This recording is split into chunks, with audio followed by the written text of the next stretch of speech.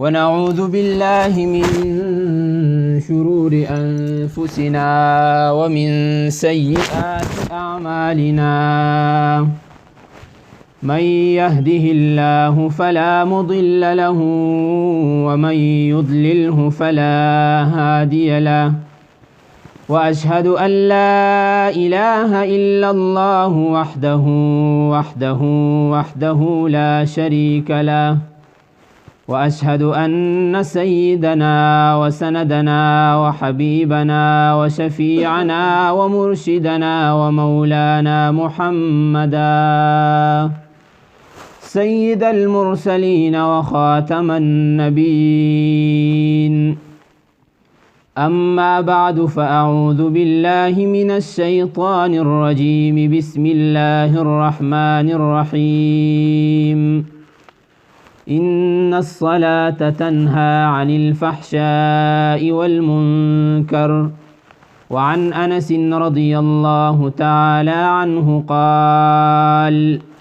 قال رسول الله صلى الله عليه وسلم قرة عيني في الصلاة أو كما قال النبي صلى الله عليه وسلم مولاي صل وسلم دائما أبدا على حبيبك خير الخلق كلهم هو الحبيب الذي ترجى شفاعته لكل هول من الأهوال مقتحم. درود شریف شوق سره وای. اللهم صل على سيدنا مولانا محمد وعلى آل سيدنا مولانا محمد وبارك وسلم عليه. قابل قدر معزز مسلمانان ورونو، الله جل جلاله په مسلمانانو باندې خپل عبادت فرض کړی دی، بلکې په ټولو انسانانو خپل عبادت الله جل جلاله ضروری ګرځولی دی. خو بعضې عبادات داسې دي چې په هغې الله جل جلاله ډیر زور ورکړی دی او هغې ته لوی ځای هم په شریعت کې ورکړی دی.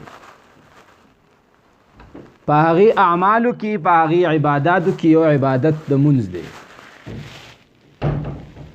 مونځ دومره عظیم عبادت دی، افضل او لوی عبادت دی چې که چېرې مونږ نورو عباداتو باندې سوچ وکړو، روجه راواخلی په کال کې صرف یو ځل په انسان باندې د رمضان المبارک په میاشت کې فرض شي. زکات هغه هم په کال کې که څوک صاحب نصاب نو یو پیر په فرض شي د مال نه زکات ورکول. حج په عمر کې یو ځل فرض کیږي په انسان باندې که صاحب د وسعت وي او حج په فرض کېدی شي. نو په کال کې یو ځل، په عمر کې یو ځل وکس تا ذمه فارغه شو. خو لیکن منځ داسې یو افضل عبادت دی چې دا په ورځ کې په انسان باندې 15 وخته فرض کېږي.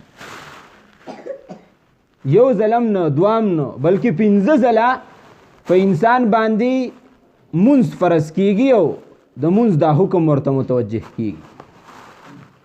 د دې نه تاسو اندازه لګولی شئ چې مونځ څومره لوی عبادت دی. نبی کریم صلی الله علیه وسلم ارشاد فرمایي، حضرت انس رضی الله تعالی عنه هغه دا روایت نقل کوي چې نبی کریم صلی الله علیه وسلم ارشاد فرمایو قرة عینی فی الصلاة، چې زما د سترګو یخوالی دا په مونځ کې دی.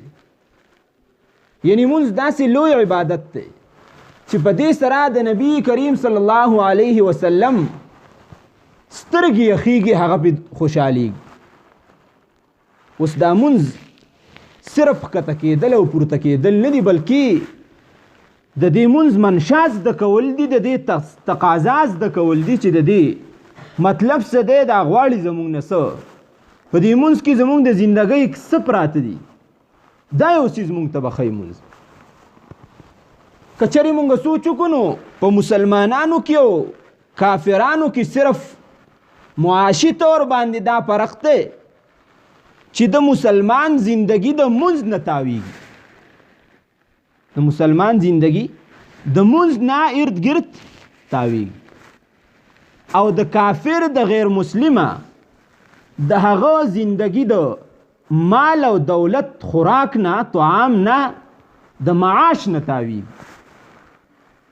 اوس په خپل زندگی مونږ سوچ کو ګوره په دنیا کې د ټولو نه چې اهم کار څوک کوي نو د شپې نه هغې ته سوچ کوي چې یاره سحر به زه دا کار کوم، سحر به زه اول چې پاسم نو دا شیز به کوم. مسلمان چې کله وده کېږي نو ذهن کې یو خبره پرته وي چې حقیقي مسلمانی د نبی کریم صلی الله علیه وسلم امتی ځان ته په حقیقت کې وایي، محمدي ځان ته وایي. نو هغه چې کله وده کېږي نو هغه وختي وده شي یاره بیا سحر مونځ ته نشم پاڅېدی. نو د زندګۍ د اولنی کار شروع د یو اهم کام نه کېږي، اهم کار نه کېږي. د دې وجې نه مسلمان هغه اهم کار هغه خپل مونځ ګرځولی. بیا چې لږ وخت تیر شي دی وځي سحر مونځ وکړي، بازار ته وځي، په خرید و فروخت کې په معاملاتو کې اخته شي، ذهن او توجه یې لږ بل طرف ته شي، بیا ورته الله جل جلاله حکم د ماسپښین متوجه کي وایي چې ګورې هسې نه زما نه غافله نه شي، اوس د ماسپښین مونځ ادا کړي.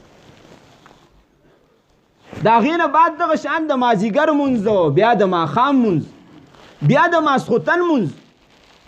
ورځ هم الله جل جلاله د دې مسلمان د دې انسان په منځونو کې راګیره کړله، او ماښام ماسخوتن دا هم په منځ کې راګیره کړله چې شپه هم قیمتي شي.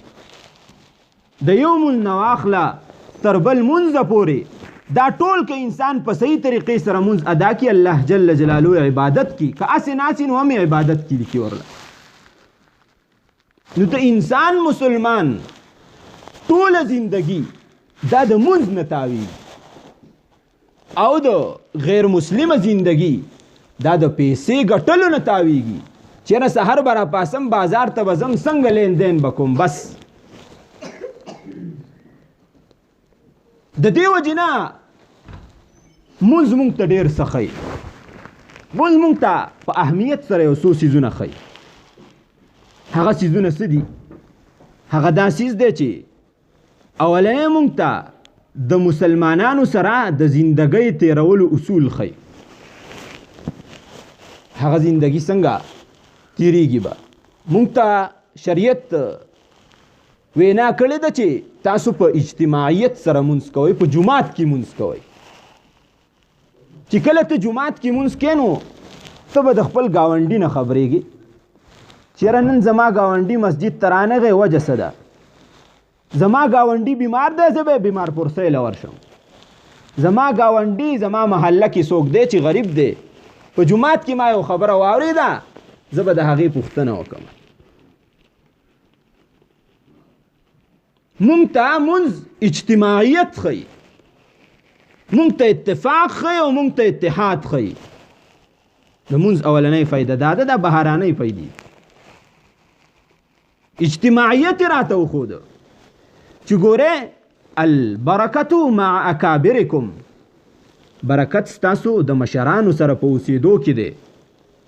د کور اجتماعیت یې راته هم وښوده چې هسې نه واده وکړي او په سبا له بیا وایي چې زه د خپل پلار او مور نه جدا کېږم. نه، یو ځای اوسه، اجتماعیت اختیار کا، یو ځایوالی اختیار کا. ستا مثال خو داسې دی لکه په یو وجود پسې چې دا مټه مضبوطه شوې ده.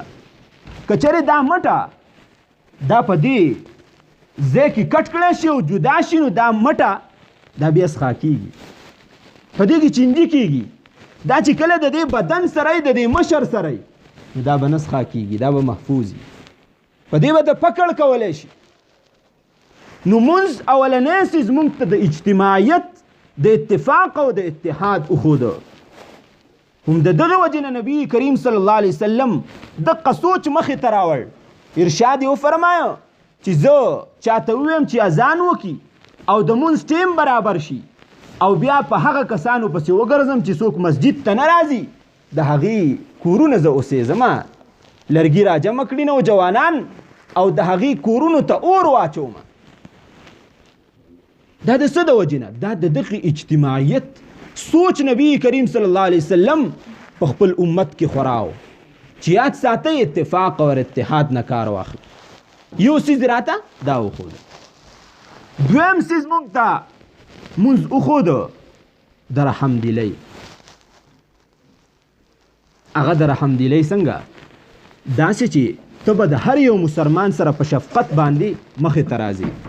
حدیث مبارک کې راځي نبی کریم صلی الله علیه وسلم ارشاد فرمایي یو شخص دی چې کله جمعات ته راغی نو مخکې صفونه ډک شوي دي، شاته یو صف خالی دی، هغه راغی او مخې ته یې زور ونه کړ چې زه به مخکې صف کې کښېنم، بلکې په شاته په هغه ځای باندې کښېناسته. نبی کریم صلی الله علیه وسلم ارشاد فرمایي دغه سړي ته به 2 اجره میلاویږي. ولې به ورته 2 اجره میلاویږي؟ ځکه چې د مخکې ملګري د خیال وساته، د هغه په اوږه باندې د خپه وانړوله، هغه یې تکلیف زده نه کړ چې هغه ته وی چې تا خوښه او دی چې کوم دی ور روان دی مخکې صف ته ځان. مونځ مونږ ته وښودل چې ګوره څنګه په جومات کې ته د بل مسلمان د آرام خیال ساتي، دغه شان د جومات نه بار هم د مسلمان د آرام خیال وساته. دویم فایده دا ده. درېمه فایده دا ده چې مونږ ته مونځ صله رحمي ښیي. صله رحمي ښیي مونږ ته صلح ښیي. څنګه ښیي؟ نبی کریم صلی الله علیه وسلم ارشاد فرمایي کومه یوه زنانه چې د خاوند د کور نه لاړه شي د خپل پلار کور ته تر څو پورې چې هغه د خاوند کور ته واپس شوي نه وي او دا څومره منځونه کوي، دا منځونه ناقابل قبول دي، دا منځونه نه کیږي. نبی کریم صلی الله علیه وسلم ارشاد فرمایي کم یو غلام هغه چې د خپل آقا نه وتښتېده تر څو پورې چې دی خپل آقا ته واپس شوی نه او دی څومره عبادات کوي، منځونه یې کوي، دا منځونه چې کوم دي نو د باطل دي، د دې څه حیثیت نشته دی، الله یې نه قبلوي. اوس ګوره زمونږ په معاشي زندګي کې الله جل جلاله مونځ راننه باسه چې ګورئ د صله رحمۍ خیال ساتئ، د صلح خیال ساتئ، د یو بل سره په ښه سره په سلوک سره د راتللو خیال ساتئ، اله به مونځ قبلیږي. که چېرې دا شی هم نه کوو نو مونځ هم نه قبلیږي. مونځ مونږ ته څه وښوده؟ صلح وښودله، د یو بل سره جوړښت دا مونږ ته مونځ وښوده. مونځ مونږ ته پرده ښیي چې ګورئ پردې خیال به ساتي. هغه داسې چې که زنانه ده نو هغې ته وایي چې ته به خپل وجود پټ کړي، که ناستونې دې د دې ځای پورې کړي مونځ دې نه کېږي، که سر دې ښکاري نو دا مونځ دې نه کېږي. څنګه چې په مونځ کې ولاړئ پرده دې کړې ده، دغه شان په بهر معاشره کې هم پرده کوه. مونځ مونږ ته د نظر حفاظت ښیي. څنګه چې په مونځ کې ولاړې که نارینه ده او که زنانه نو د قیام په حالت کې د خپلې سجدې په ځای باندې نظر ساته، د رکوع په حالت کې د خپلو خپو په منځ باندې نظر ساته، د قاعدې او د ناستې په حالت کې ته په خپل لمن او غیږه باندې نظر ساته. دغه شان په بهر معاشره کې چې ګرځي نو د ځان نه به هغه سړی نه جوړې چې کله یو طرف ته کتلي بل طرف ته کتلي او سوچ او فکر دی دای چې نن زه په ښکار پسې وځم. بهر به د چا خور ته وګورم، د چا مور ته به وګورم. نو مونځ مونږ ته دا یو نکته وښودله چې څنګه په مونځ کې خپل نظر ښکته ساتي، دغه شان بهر په لاره چې ګرځي نو هم خپل نظر ښکته ساتي. مونځ مونږ ته صفایي وښودله چې څنګه مونځ ته راځي نو د حدث اصغر او اکبر نه ځان صفا کا. وړوکی اودس هم وکړه او لوی اودس نه هم ځان پاک کا. دغه شان بهر معاشره کې چې ګرځي نو په صفایۍ سره ګرځه. مونځ مونږ ته روحانیت وښوده چې کله جومات ته راځي نو ګورې اوږي پیاز دا څیزونه مه خوره، هسې نه ستا سره صف کې څوک ولاړي او د هغه ستا د خولې نه بدبویي ځي هغه ته تکلیف میلاو شي. خپل ځان صفا که. مونځ مونږ ته دا شی نه ښیي. خو که چرې معاشره زمونږ دې حد ته ورسي چې یو دکاندار دی هغه ګاډي صفا کوي، هغه ته د ګاډي ټیک کولو دپاره د سحر نه تر ماښامه پورې وخي، خو لیکن د 2 رکعاتو فرض مونځ کولو دپاره هغه ته د کپړو بدلولو فرصت میلاو نشي، نو آیا په دې کاروبار کې به هغه ته برکت میلاو شي؟ ستا لمن څښا ده، ستا کپړې څښاري او ته جومات ته را روان یې څه کې لویه رب العالمین ته ودرېږه.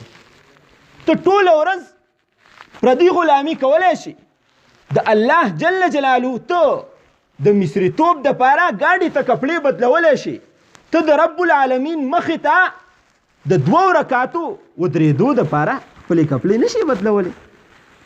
په دې خبره باندې سوچ کول پکار دی. زمونږ مشران چې مخکې شوي وو نو هغوی یو نکته ذهن ته راوستې وه، هغه دا چې کله به کار راغی نو کار ته به وي زه مونځ کومه، کار ته به وي زه مونځ کومه.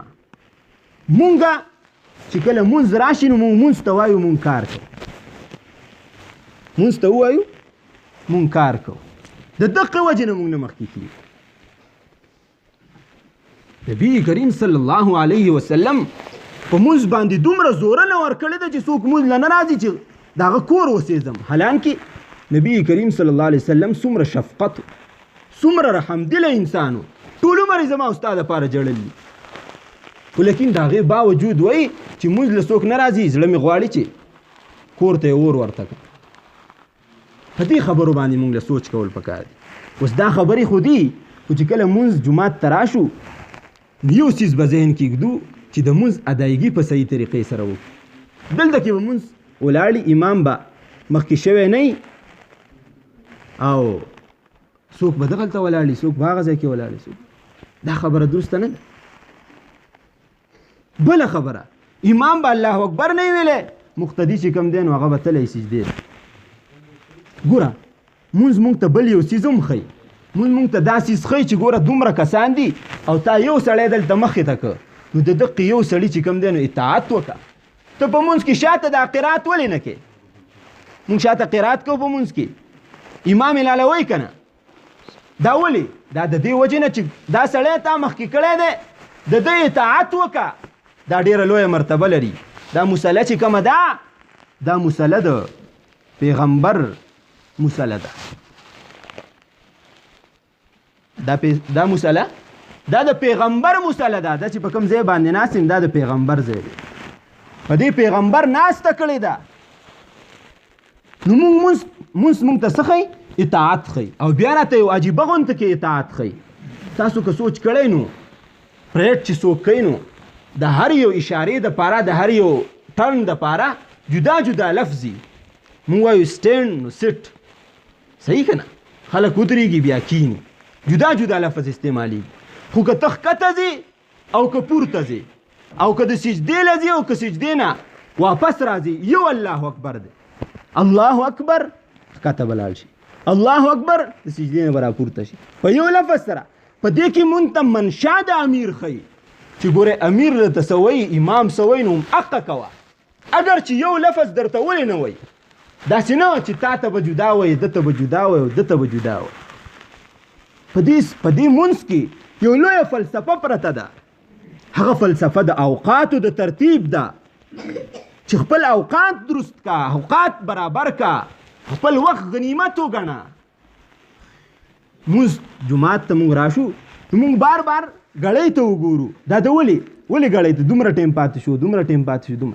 مونږ ته مونځ ښیي چې ګوره ستا څنګه دلته کې دا یو منټ دی، ته یې نګراني کې چې اوس به ټیم پوره شي. اوس دقه شان خپله ورځ هم جوړه که، خپل وخت مه ضایع کوه. ګړۍ ته بار بار ګوره، خپل اوقات قیمتي که. دا ټولې خبرې موږ ته مونځ ښیي. بیا چې د مونځ دپاره کوم شرایط دي په هغې باندې به بعد کې بحث وکړو. نن چې کوم دی نو باران هم ورېږي او بار د مونځ کولو هم مسله ده.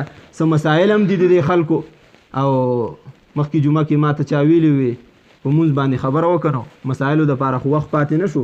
بیا بله جمعه باندې به انشاءالله چې څه شرعي مسایل دي د هغې به تپوسونه وکړئ او د هغې به جواب برته میلاو شي. خو د دې خبرو خیال ساتئ صرف چې د امام نه مخکې چرته کې نه سجدې لځئ دا شی مه کوئ، نه راپاسئ او نه سلام مخکې ګرځوئ. دا ډېره اهمه ایشو ده چې اکثر طور باندې دلته کې د امام نه مخکې سلام ګرځولی شي. ذهن کې دا خبر راولئ چې ګوره د دې امام د دوا نه مخکې زه نشم پاسېدی، نو هسې مخکې منډې ولې وهمه چې امام کله دوا وکړي سلام وګرځئ د هغې نه بعد به زه پاسمه که نه.